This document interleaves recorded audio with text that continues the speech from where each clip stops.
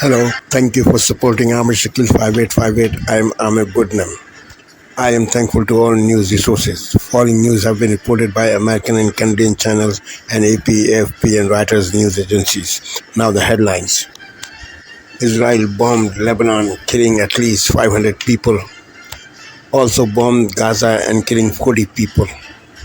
Gaza food crisis. New information about Trump's second assassination attempt. Alabama mass shooting, the target was. Trump has more points in battleground states. New weather system for USA. Rainforest fire in South America. Ukraine president in New York. Now please watch the channels. /give. Welcome to Democracy Now!, democracynow.org, The War and Peace Report. I'm Amy Goodman. Al Jazeera is reporting Israel's killed more than 100 people in Lebanon so far today in a wave of extensive airstrikes, hitting more than 300 targets. Lebanon's health ministry reports the dead include children, women, and paramedics. More than 400 people have been wounded. Earlier today, Israel instructed residents of southern Lebanon to leave their homes if they live near any site used by Hezbollah. Israel sent text messages, made phone calls to tens of thousands of people in what Lebanese officials decried as a form of psychological warfare. Israel's also hacked into Lebanese radio stations. On Friday, Israel killed at least 45 people in a massive airstrike on a densely populated residential neighborhood of Beirut. The dead include 16 members of Hezbollah, including 2 senior commanders, Ibrahim Akil and Ahmed Wahbi. Lebanon's transportation minister, Ali Hamia, condemned the Israeli attacks. The Israeli enemy, with all its continued crimes, with the excuse of pursuing Hezbollah, has targeted a residential compound. It has committed a massacre to a residential building.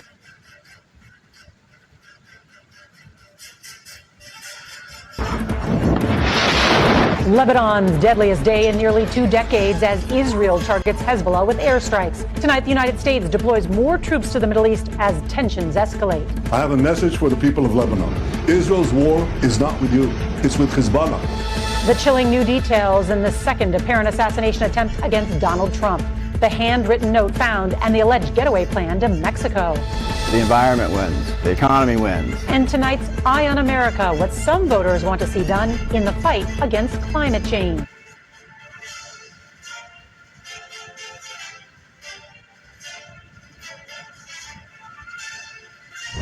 Tonight, several breaking stories as we come on the air. Growing concern of an all-out war between Israel and Hezbollah. Tonight, hundreds of deadly airstrikes on Lebanon. The U.S. now sending additional troops to the region, given the rising tensions. Also tonight, the U.S. bracing the tropical system set to become a hurricane headed right toward Florida. First tonight, Israel launching hundreds of deadly airstrikes into eastern and southern Lebanon. More than 1,300 targets, nearly 500 people killed. The Israeli military accusing Hezbollah of hiding weapons and missiles in civilian homes. Hezbollah responding with counterattacks on Israel. What could be coming next? Martha Raddatz and Ian Pannell, both live from the region tonight. Here in the U.S., the new tropical threat gaining strength, set to become a hurricane before it hits the U.S. Florida now getting ready for potential landfall as a Category 3 hurricane. Ginger Z standing by with the newest track. Tonight, prosecutors revealing chilling new evidence they say ties suspect Ryan Ruth to the second attempted assassination of former President Donald Trump. A handwritten letter he allegedly wrote and dropped off at a friend's house months before. What that letter reveals. Tonight, the race for the White House, the new national poll, Kamala Harris extending her lead nationally. But the story tonight in the key battlegrounds that will decide this election. What a new poll shows in 2 key states tonight, Donald Trump with the edge in Arizona and North Carolina. And tonight, Vice President Harris says she has accepted a second debate with Donald Trump on CNN. What Donald Trump is now saying about that. The urgent manhunt underway for suspects after a deadly mass shooting, 4 people killed, more than a dozen wounded. Tonight, our Robin Roberts with Ukraine's President Zelensky and the First Lady of Ukraine. He says he has a victory plan now and when he will present it. The remarkable discovery tonight, the 6-year-old boy kidnapped while playing with his brother. 70 years later, where he was found alive. The images tonight, the bulls on the run in Massachusetts. Look at this, 8 bulls escaping the rodeo, racing through the streets, the mad dash to try to lasso them all. Also tonight, New York now reporting a death of a patient from the mosquito virus Triple E. And Bob Woodruff is here tonight, the effort to save some of the world's wonders. what's happened to the land. From ABC News World Headquarters in New York, this is World News Tonight with David Muir. Good evening. We begin tonight with two developing stories as we come on. Breaking tonight, Israel's new war. The IDF intensifying its airstrikes on Hezbollah in Lebanon. Bombs striking Beirut and parts of southern Lebanon, leaving hundreds dead and more than 1,000 injured. Video showing buildings reduced to rubble and roads packed with people trying to flee to safety. Israel's Iron Dome intercepting Hezbollah rockets. The announcement from the Pentagon about sending more troops over to the Middle East are Matt Bradley and Richard Engel on the front lines. Also tonight, the new hurricane threat. Florida on high alert as the storm system in the Caribbean is expected to intensify into a major hurricane before making landfall. The National Weather Service issuing a hurricane watch and tropical storm warnings. Meteorologist Bill Karen standing by with where the storm could hit and when. State of the race, new polls offering a glimpse into how voters feel with just 6 weeks until the presidential election. Former President Trump gaining a lead in two battleground states he lost back in 2020, while Vice President Harris is up to 5 points in a national poll.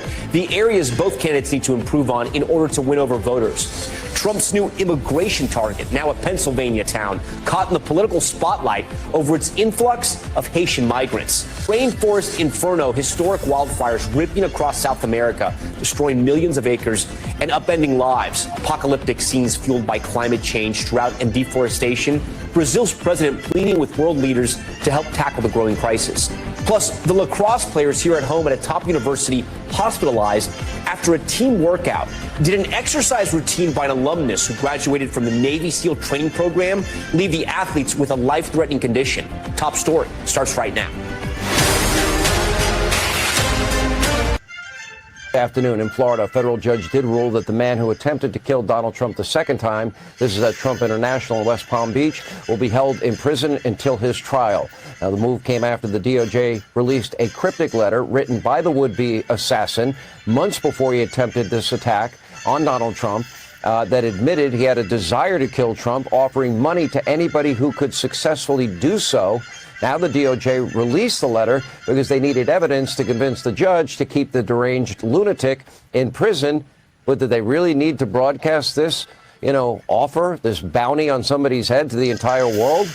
Because it seems a little odd. And, another reason why the state of Florida is continuing, thanks to Ron DeSantis, to conduct their own investigation into what happened here. And what about the Secret Service? We had an agent accidentally discharging his gun over the weekend while on duty.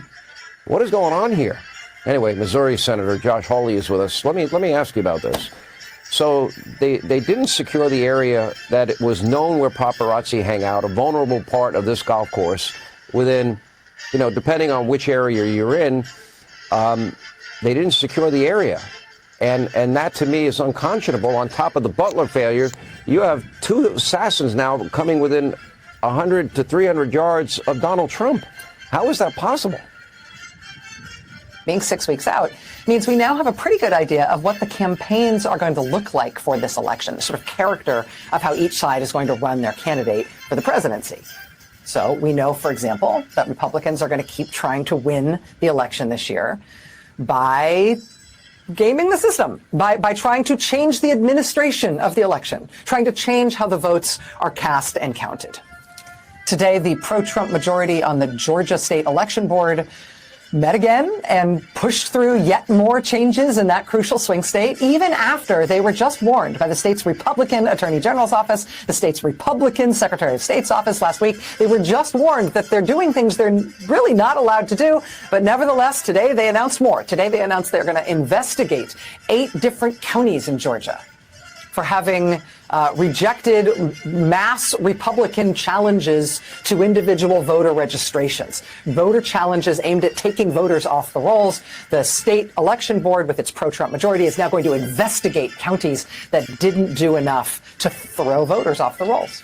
They also today announced a whole new plan 6 weeks out from the election to mandate that photos of every ballot should be put online immediately following the election. We're 6 weeks out, and people are already, the ballots have already gone out, and this is yet another new rule they want. Local officials, and again, statewide officials like the AG and the Secretary of State, have said now on the record that what the state election board in Georgia is doing is crazy. The word used by the Secretary of State's office was absurdity. But hey, they're going for it. If maximum chaos is what they want in that critical swing state, apparently maximum chaos is what they are determined to get. So we've got eyes on the sort of rolling disaster in Georgia. We're also keeping eyes on Nebraska, where Republicans in the Trump campaign are trying to make a last-minute change to the rules in Nebraska that have been in place for more than 30 years. Republicans are apparently afraid that Kamala Harris may win one electoral vote from a congressional district in Omaha, which is the state's biggest city. So they are now at the very last second trying to change the rules in the state of Nebraska to block her from being able to win that single electoral vote. Republican U.S. Senator Lindsey Graham, you might have seen, has been in Nebraska trying to talk Republicans there into doing it.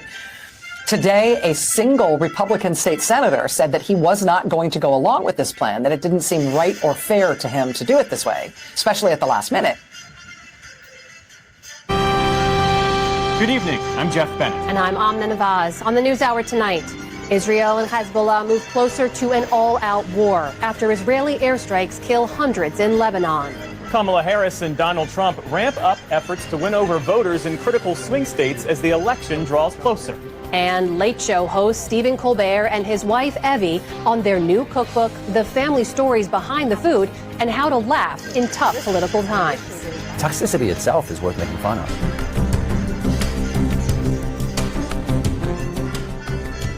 We start the day's other headlines with the latest on the apparent assassination attempt of Donald Trump at his golf course earlier this month.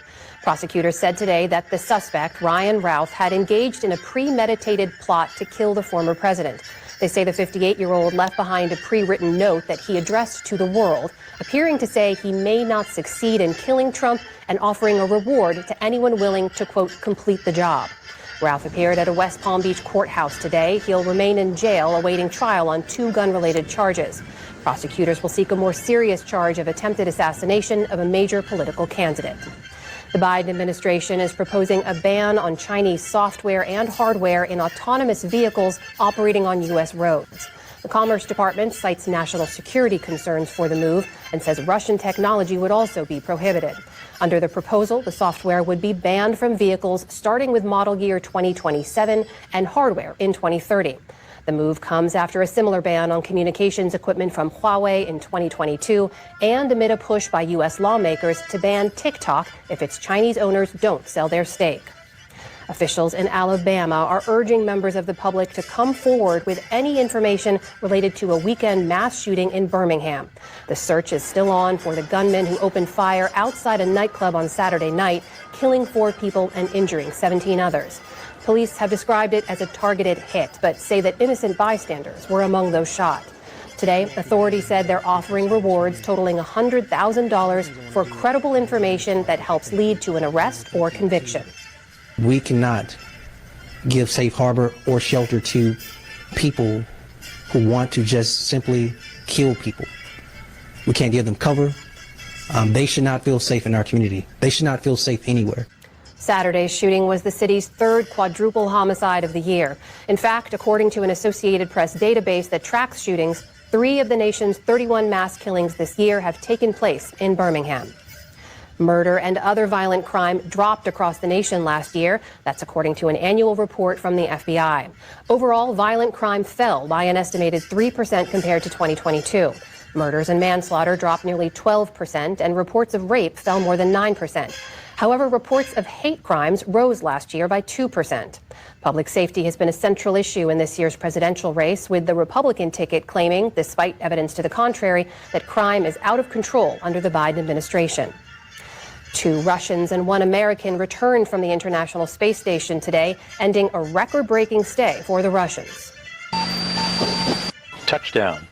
Their capsule landed in a cloud of dust in Kazakhstan about 3.5 hours after it undocked from the station. Oleg Kononenko and Nikolai Chubb were aboard the ISS for 374 days, a new record for the longest continuous stay. American astronaut Tracy Dyson was there for 6 months. 8 astronauts are still on board, including Butch Wilmore and Sonny Williams. Those Americans won't return until next year following tech problems with Boeing Starliner. 2 new reports on the state of book banning in America paint a mixed picture of the practice as the annual Banned Books Week begins nationwide. The American Library Association reported 414 complaints in the first 8 months of 2024. That's compared to 695 challenges over the same period last year. In the meantime, data from PEN America shows the number of books actually being pulled from shelves tripled over the previous year to more than 10,000. Experts say the two surveys don't necessarily contradict each other, and taken together, they point to an ongoing surge in book bans in recent years. And on Wall Street, small gains across the board helped build on recent record highs. The Dow Jones Industrial Average added around 60 points, well above that 42,000-point level. The Nasdaq added about 25 points on the day, and the S&P 500 tacked on 16 points to close at a new record. Still to come, on the News Hour, our Politics Monday team breaks down the latest from the campaign trail. California sues ExxonMobil over allegedly deceiving the public about recycling plastics. And Judy Woodruff discusses the election with voters from across the political spectrum in Wisconsin. This is the PBS NewsHour from the David M. Rubenstein Studio at WETA in Washington, and in the West from the Walter Cronkite School of Journalism at Arizona State University.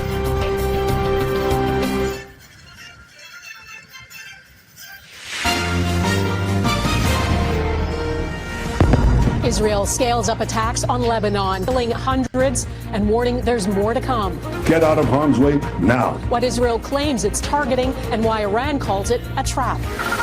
Also on this Monday night, Michael Kovrig, in his own words. I was grabbed out of the blue by about a dozen men. New details about the former hostage's time in a Chinese prison. What kept him strong? And nothing is going to stop me. And what haunts him to this day. Helping Haiti, Prime Minister Trudeau's solution that doesn't involve cash from Canada. And brewing up change. It's a very, very approachable beer. The Calgary company crafting a way to help protect Canadian forests. Global National with Donna Friesen. Good evening. What started happening is that a lot of people started saying, well, I guess he was a spy. I guess Michael Kovrig was a spy. Yeah, that really hurt. It hurt for a range of reasons. First of all, it's not true. Michael Kovrig is finally ready to tell his own story for the first time, and he's telling it to us. Tonight, the Canadian on how he survived years in custody after being grabbed off the street in Beijing. We came up a spiral staircase, and boom, there's a dozen men in black, cameras on them, surrounding us, shouting in Chinese. Yeah, that's him. Jailed, accused of espionage, interrogated relentlessly. How did Michael Kovrig make it through this? What more should Canada have done? Israel unleashes on Hezbollah. Lebanon says hundreds of people were killed. What more could be coming? And the moment a teenage football player meets the woman who inspired her. Oh my God, you are amazing. It is really like a men's world, but I think we can take our place in that. Two kickers breaking barriers on the field. From CBC News, this is The National with Chief Correspondent Adrian Arsenault. Thanks for joining us. Michael. Tonight, the extraordinary account of a Canadian detained by China.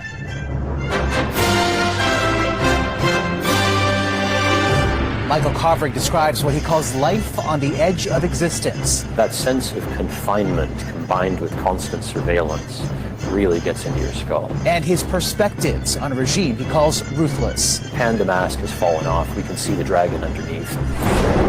Sharp escalation between Israel and Hezbollah, the deadly barrage and urgent pleas for civilians to flee. Those rockets and missiles are aimed directly at our cities, directly at our citizens.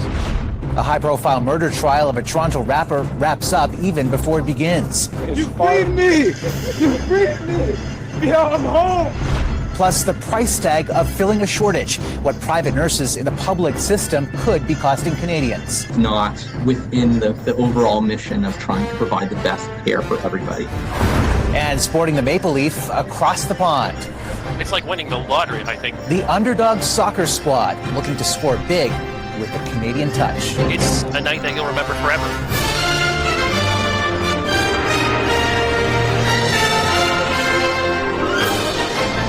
CTV National News with Omar Sachedina. Good evening, everyone. Thank you for sparing your precious time. This is Amir Shakil. Have a good life. Bye-bye.